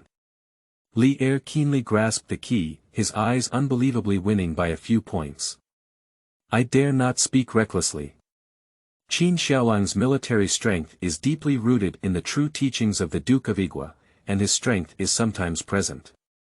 However, he lacks practical combat experience and cannot quietly kill 2 groups of people for assassination. Li Er asked coldly, which means there are other experts in the Igua mansion. Wei Chen also speculated like this, but news came from behind the scenes that the Igua mansion was still the same people as before, without any experts. Moreover, the battle took place in the backyard, and by the time the guards arrived, the battle had already ended. Only Qin Xiaolang lived in the backyard, and no strangers had ever appeared. However, Qin Xiaolang had no reason. Li Jun hesitated, speculating that it was too unbelievable to be convinced. After pondering for a moment, Li Er said, it seems that the Duke of Igua is a good son. I underestimated his military strength, increased surveillance of the Duke of Igua, and found out the truth. We must not expose it to avoid misunderstandings. In addition, I have issued an edict that Qin Huaidao, the legitimate son of Duke of Igua, has been assassinated by criminals. I have ordered the Chang'an County magistrate to solve the case within 10 days, otherwise he will be dismissed and investigated. We cannot let the hearts of the military generals be cold. Obey the order. Li Junxian bowed and left. Wang De. I'm here. A father.in.law came in outside the door. Go to the Duke's mansion of Igua and pass on my oral edict. I am aware of the incident of being beaten and will investigate it strictly. I will give justice to the Duke's mansion of Igua and also send some ginseng that Goryeo offered recently. I obey the order. The father.in.law bowed and left. Li Er looked at the door with a deep and unpredictable gaze. After a moment, he murmured to himself, first, use divine weapons as bait, and then quietly kill them. This is a good move to lure snakes out of the hole. It seems that Duke Igua has someone to follow. There are some things that need to be seen again. Igua Gongfu. Qin Huaidao's mind became somewhat solemn after seeing off the Duke of the Imperial Edict. Whether Li Er promised or participated, it was not important. What was important was that Li Er chose to express his attitude at this time. What was hidden behind this? After pondering for a moment, I couldn't figure it out. After all, I'm not an ancient person and my way of thinking is different. I was worried about making a mistake, so I approached Jia Yukai and asked in a low voice, Uncle Jia, what does this mean, the Emperor? Young Lord, according to my old opinion, the Holy One should have discovered your value, so I have made a new decision. What does it mean? Qin Huaidao asked after him. Jia Yukai said seriously, Old Duke once privately reminded me that the heavenly family is ruthless and only has benefits. If the young master is weak, even if the holy master recites old love and favor, he can only point it out. For the sake of benefits, he can even give up. Let me persuade the young master not to argue, not to seize, not to occupy, and to live a simple life. Now that the young master is good at forging, weapons are related to the strength of the Tang dynasty, the holy master naturally needs to reconsider. My father can see through it clearly. Naturally, after the establishment of the Tang dynasty, the old duke took leave at home and focused on teaching the young master. He was also far away from the vortex and had a clear mind to protect himself. The old duke once said that the population of the Qin family was thin and could not afford to make trouble. He often reminded the young master to take more concubines, open branches and leaves as soon as possible, and open up the family's doors. Xiaoguo. A family member hurriedly ran in and bowed before saying, "Young master, it has been rumored outside that 3 groups of people attacked the mansion last night, one of whom was the Yellow River 3 demons, and the other was of unknown identity." The Chang'an County magistrate came with a wicked person and begged to see him at the door. "What are you talking about, the 3 demons of the Yellow River?" Jia Yotsai's face changed greatly, and he nodded confidently when he saw someone coming. He quickly looked at Qin Huaidao and said, "Young master, the 3 demons of the Yellow River are notorious assassins. They have committed heinous crimes and have been wanted by the court for more than 3 years. The bounty has been mentioned for over 1,000 taels, so it must be the Wang family who hired them to steal divine weapons. Young master, last night." Qin Huaidao saw that the situation had progressed to this point, and it was unnecessary to keep it hidden. There was a suspicion of wanting to stamp a seal. Anyway, the live trial had already been completed, and they were sent by the Wang and Cui families. He happened to try how the government office and Li Er would handle the live trial. He had an idea and said, there were indeed 2 groups last night, and the bodies were in the large vat in the backyard. Take someone to hand them over to the government office. Young master, are the 3 demons of the Yellow River really dying in your hands? They are first-class assassins, young master's strength. Jia Yukai looked shocked. What shouldn't be asked, don't ask too much. Here. Jia Yukai quickly agreed, his heart filled with shock, and he immediately became excited. Being able to kill the 3 demons of the Yellow River showed that his military strength had increased significantly. He asked after him, "Young lord, if the government asks about the cause of death, how can we respond?" "Just say I killed it, and by the way, you have to mention again that the divine weapon was left by a pre-Qin sorcerer. I closed my door for 3 days and learned a set of unparalleled swordsmanship from the divine weapon. With this swordsmanship, I killed the murderer." "There is no need to say anything else," Qin Huaidao instructed and turned around to leave. There are 5 benefits to this statement. Firstly, in the future, it can be inferred that observing the creation of divine weapons and other martial arts techniques can be used. Although the reasons are somewhat absurd, they are still a statement. Secondly, it can deter some petty people. As for the 5 surnames, 7 wishes, and great families, whether they expose their strength or not will cause trouble, it doesn't matter. The 3rd is to unite the hearts of the people in the government. The 4th is to attract the attention of Li Er. As long as Li Er pays attention and develops a love for wealth, he will not be directly abandoned in the future. As for working for Li Er, it is impossible, but at present, he still needs to borrow strength and momentum. The 5th advantage is to dig the pit bigger and deeper. Once the outside world finds out that they have learned the peerless sword technique from the sword, they will inevitably flock to it. The value of the sword will rise, and the Wang family will not have much bleeding to win it.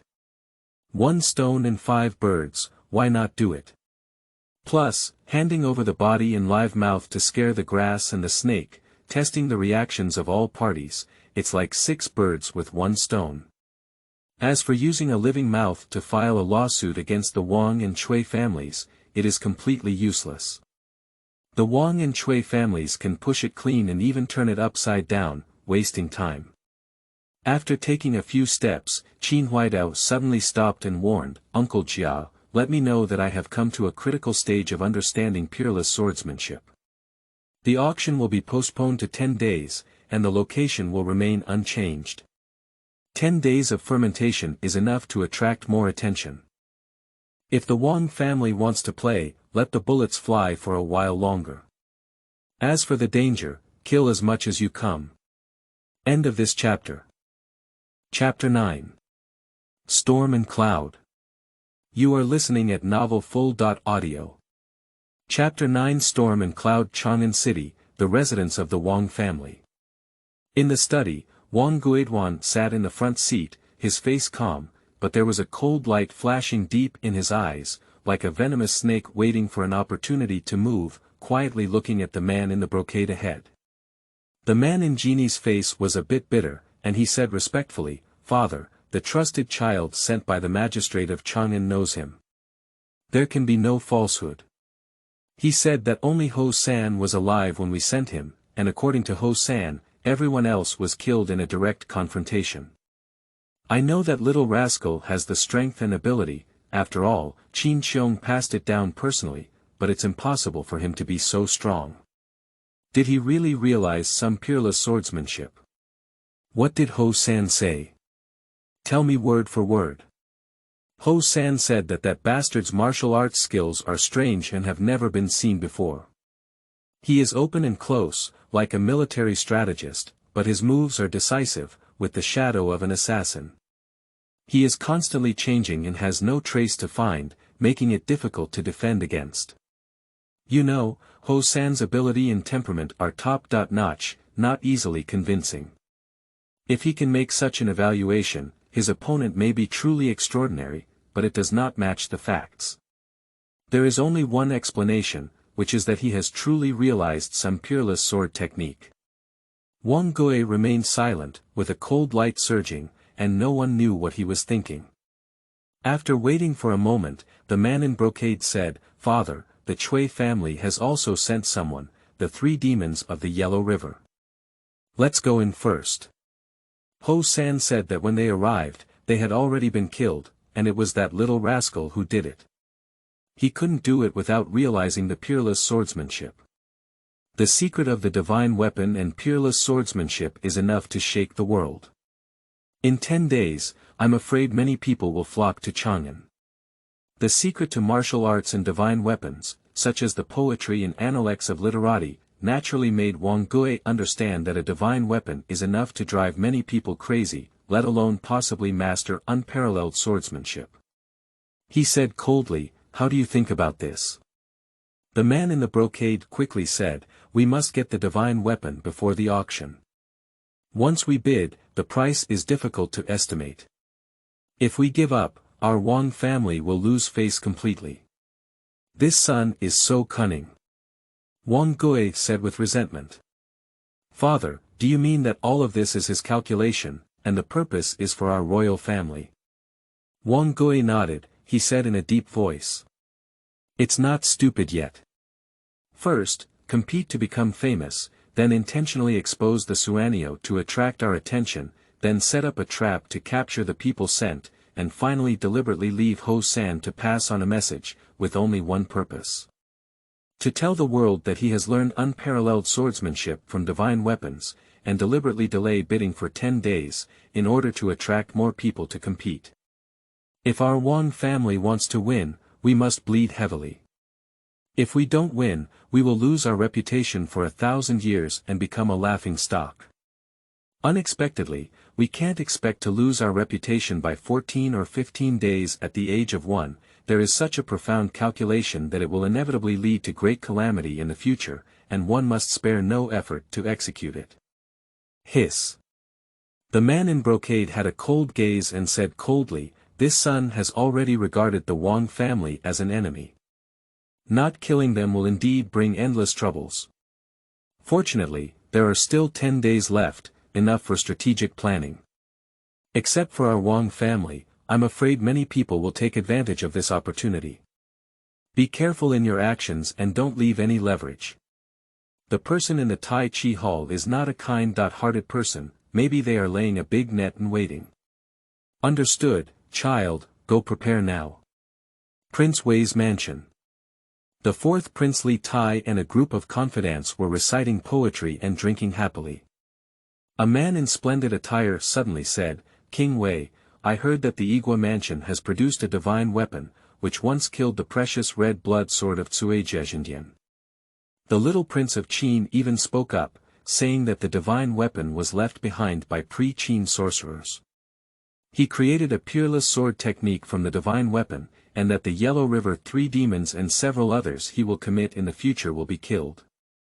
It is evident that this divine weapon is absolutely extraordinary. I have also heard about this matter. What do you want to do? Li Tai held his glass and asked, with a calm expression. A pair of small eyes on his chubby face narrowed slightly, covering his thoughts. Returning to the King of Wei, I thought that there were countless civil servants and officials around him, and the generals were slightly lacking. The generals were belligerent and had better weapons.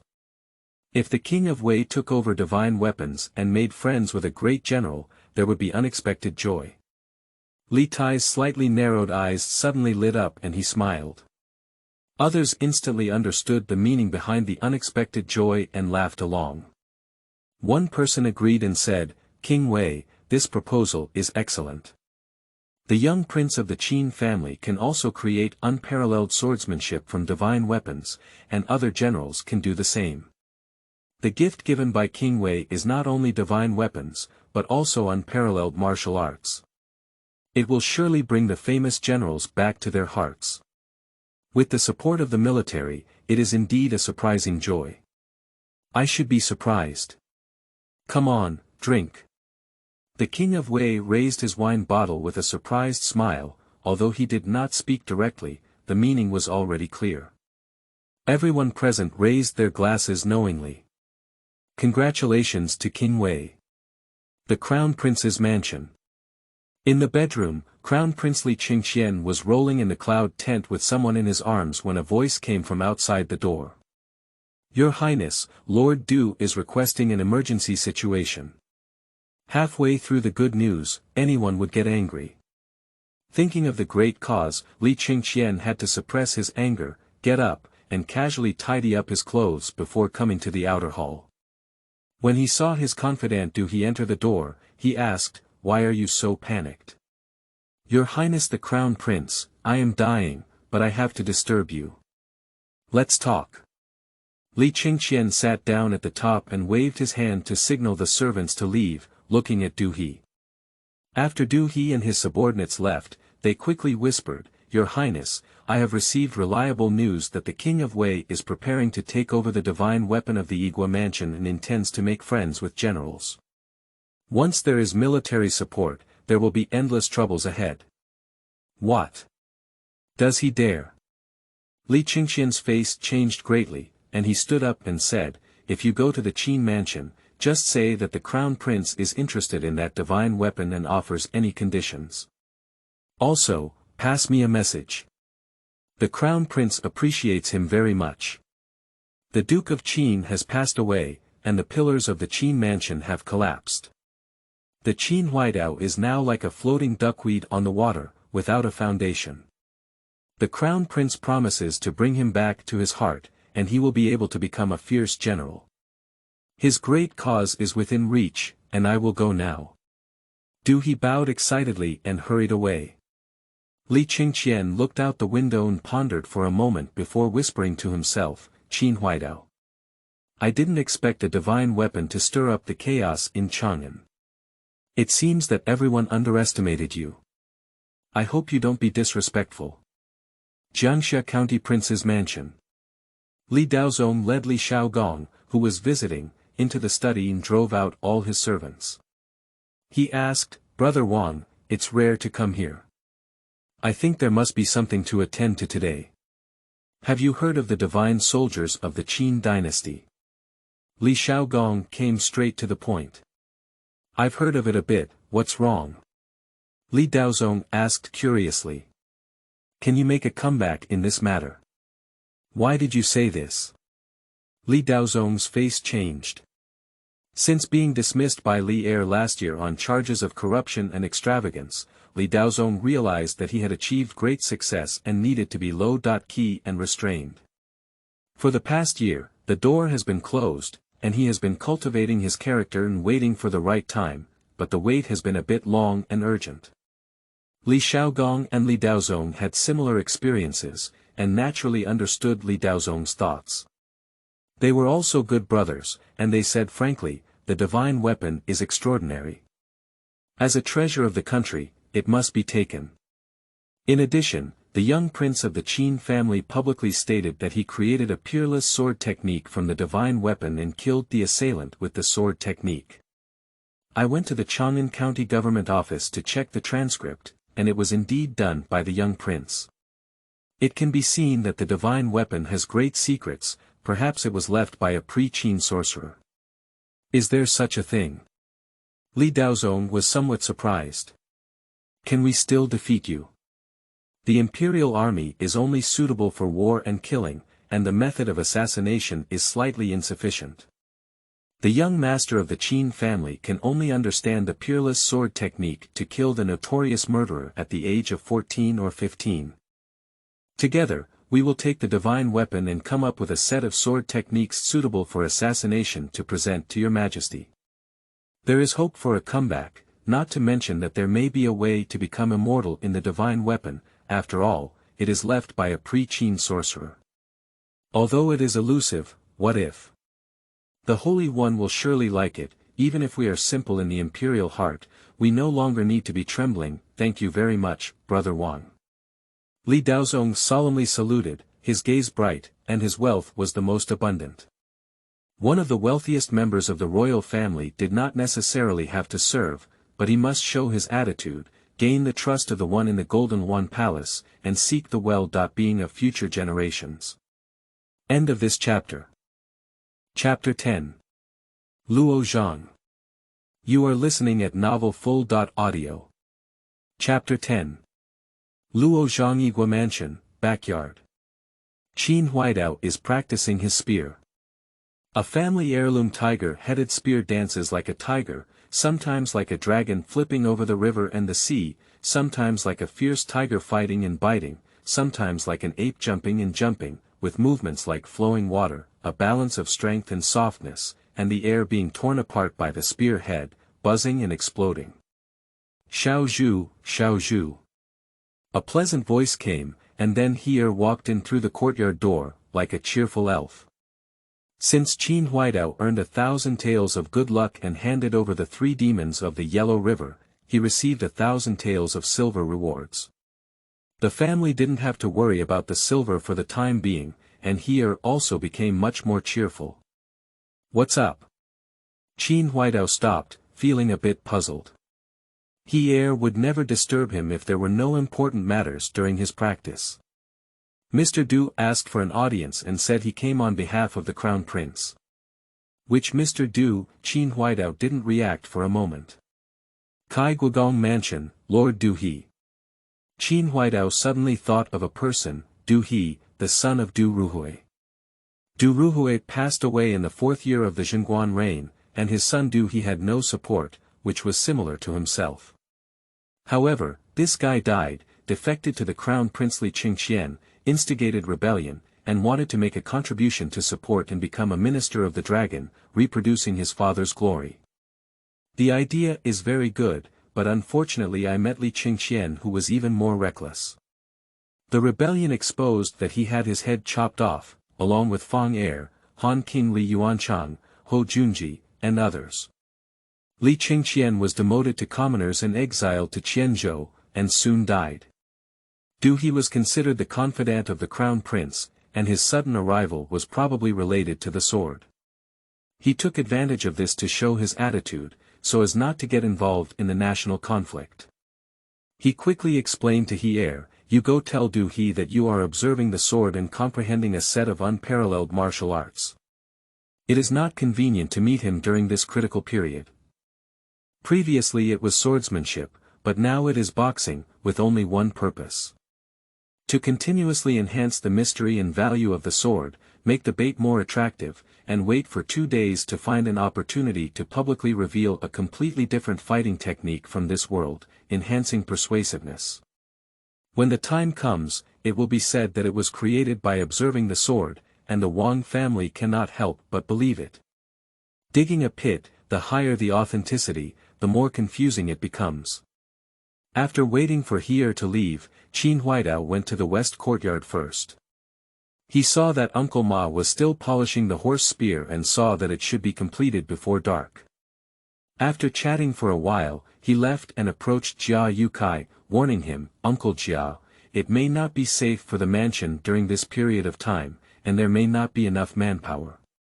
Can you transfer some strong men from the village?" Jia Yukai said somewhat awkwardly, "The spring wheat has just been harvested, and we still need to plow other crops. The manpower is very tight. How much does the young master need?" "I will arrange for scheduling." "Forget it." Qin Huaidao was reminded by Jia Yukai and realized that he could no longer transfer manpower to avoid delaying farming. After thinking about it, a figure came to his mind. Luo Zhang, the son of Luo Tong, and the grandson of Luo Cheng. Luo Tong was considered the most capable warrior of the second generation of Shangshuan, and no one among his peers could match him. He was deeply favored by Li Er and adopted as his adopted son. Later, he was demoted to the rank of His Highness due to the massacre of Princess Lu, and was not allowed to go to court. Luo Zhang was young, and the reputation of the Yu State Mansion is now fading like the sun in the western mountains. As he grew older, Luo Zhang's martial arts talent showed up, and the Luo family's marksmanship was superb, with a father-like demeanor. However, Luo Tong fell and no one in the court was willing to help, gradually fading out of the prestigious circle. In terms of seniority, Qin Xiong and Luo Cheng are cousins, while Qin Huaidao and Luo Tong are considered elders of Luo Zhang. Luo Zhang is straightforward, loyal, brave, and combative, and is a martial arts enthusiast. "Uncle Jia, let someone go to the Luo mansion and have Luo Zhang secretly come over." As an elderly person in the mansion, Jia Yukai naturally knew the bravery of Luo Zhang and hurriedly left. Qin Huaidao returned to the backyard to continue practicing marksmanship. An hour later, Heer hurriedly came over and said, "Young master, the butler asked me to report that the person has arrived. Let someone wait in the study and serve tea. Here it is." Heer bounced away like a cute butterfly. Qin Huaidao casually washed his face, changed into casual clothes, went out, walked through the yard, and followed the wind and rain corridor to the front yard. He saw the study door wide open, Heer boiling tea, and Jia Yukai talking with a young man. The young man was tiger-headed, with a strong figure and a calm face, with a heavy heart, just like Luo Zhang. "Here we go." Qin Huaidao stepped into the door. "I've seen my cousin before." Luo Zhang stood up and saluted, his eyes showing a hint of warmth. "Sit down, you're not an outsider." Qin Huaidao sat down in the front seat and saw Heer putting some strange things into the tea soup. He quickly shouted, "Wait a minute, what did you put?" "The flavors that the young master likes include refined salt, sesame, ginger, scallions." "All right, don't put it in. Just give me the boiled water and tea leaves," Qin Huaidao interrupted, adding a bunch of things in. "Is that making tea?" "Boil soup, right." Heer felt a bit aggrieved. Although he had always been like this, he saw that Qin Huaidao was not angry. He calmed down a bit and quickly took the water and tea and placed them on the coffee table in front of Qin Huaidao. Qin Huaidao looked at it and realized that the tea leaves were not stir-fried or fermented like in later generations. They were simply sun-dried and could not be directly brewed with water like in later generations. Suddenly, he realized that this was a way to make money, and his eyes lit up. He had a plan and asked, "Uncle Jia, do you know where there is a tea mountain?" "I know 2 places, but they are a bit far away. There are also some in our village."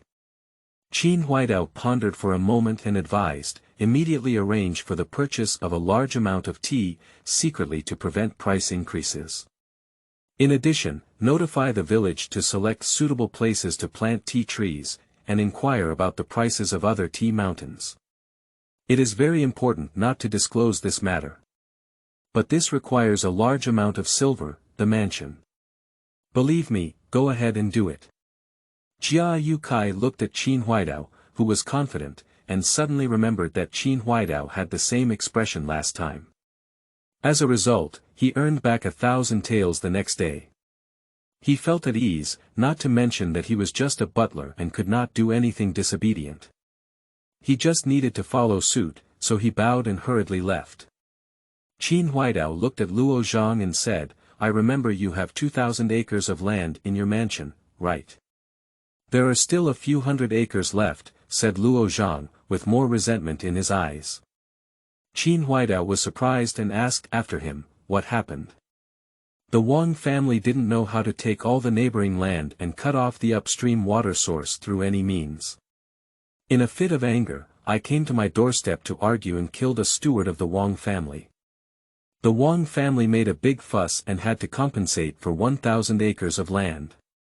In addition to the urgent need for a large amount of money a while ago, I had to sell some more, leaving 500 acres. The Wang family. Yes, Wang family. This grudge will be avenged in the future. What's my cousin looking for me for?" Qin Huaidao frowned and asked, "The Holy One doesn't know about this." "I know, the Wang family wants me to pay for my life. The emperor sent a decree to the eunuch, ordering the Wang family to accept compensation, otherwise my life would be ruined." "I see, what's the urgent need for money at home?" Qin Huaidao asked, disdainful of Li Ermin in his heart. Perhaps he had concerns about the overall situation, but the emperor chose to endure it and let the Wang family be arrogant. After wronging the noble family, he ultimately lost his determination to fight against the country, and there was a suspicion of someone going for coolness. Luo Zhang sighed sadly and said, "It's also related to the Wang family, but the evidence is insufficient." "Forget it, let's not say that. Every family has a difficult scripture to recite." Since he didn't want to say it, it's not appropriate to ask again. Qin Huaidao suddenly thought of a question. The Wang family is ruthlessly attacking the Luo family, and now they are attacking themselves. They are really picking on Sun Gui, who has lost his pillar. There must be support from other aristocratic families behind him. Otherwise, with Li Er's temper, he couldn't be so patient. He said, "Follow me in the future, let's find trouble with the Wang family together." Really, Luo Zhang was taken aback and saw Qin Huaidao nodding confidently. He immediately exclaimed excitedly, "The Wang family almost caused my family to perish. This revenge is inevitable. Is uncle going to attack the Wang family? Count me in. Don't start using your brain every day. I don't know how to do this, just listen to my uncle." End of this chapter.